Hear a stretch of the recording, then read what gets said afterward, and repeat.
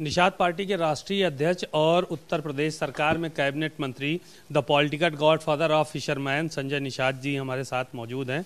उनसे बात करते हैं। सर, विधानसभा सत्र की कल शुरुआत हो रही, विपक्ष पूरी तरह से सरकार को घेरने के लिए तैयार है, हमलावर है। आप लोगों की भी कोई तैयारी है कि घेर ही ले जाएंगे वो लोग इस बार आपको? जो शब्द आपने कहा ना, विपक्ष, तो बी फॉर विपक्ष, बी फॉर विरोध, बी फॉर बयानबाजी।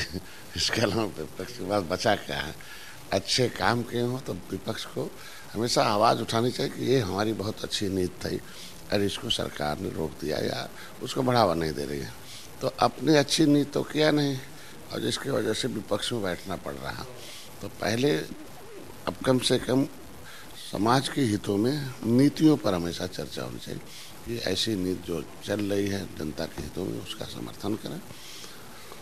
और सदन जो होता हो जनता के हित के लिए होता, तो अधिक से अधिक समय जनता के हितों के लिए विधेयक पास करना, उस पर चर्चा करना, उस पर होना चाहिए, न कि विरोध प्रदर्शन होना चाहिए। एक सवाल ये था कि पार्टी में आपके घमासान को लेकर भारतीय जनता पार्टी में बहुत सारे अखिलेश यादव ने तमाम तंज कसे और उन्होंने साफ तौर पर केशव मौर्य को कहा कि ये दिल्ली के वाईफाई का पासवर्ड हैं। इस तरह की बातें जो है वो उन्होंने कही।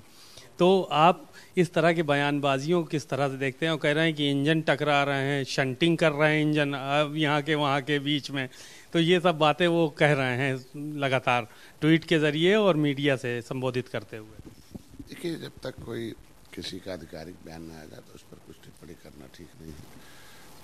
लेकिन इतना जरूर कहूँगा कि हर व्यक्ति को पहले अपने ऊपर देखना चाहिए कि बड़े लंबे संघर्षों के बाद उत्तर प्रदेश में माननीय कांशीराम और माननीय मुलायम सिंह, इन दोनों ने बड़ा कांग्रेस के उस टावर को, जिस टावर से कांग्रेस उत्तर प्रदेश को गर्त में ले जा रही थी, दहशतगर्द पैदा कर रही थी, शोषित वंचित और जितने भी दलित शोषित वंचित थे, इनको संविधान के हक से कोसों दूर रख रही थी, उस टावर को ध्वस्त करने में बड़ा लंबा संघर्ष रहा दोनों नेताओं का।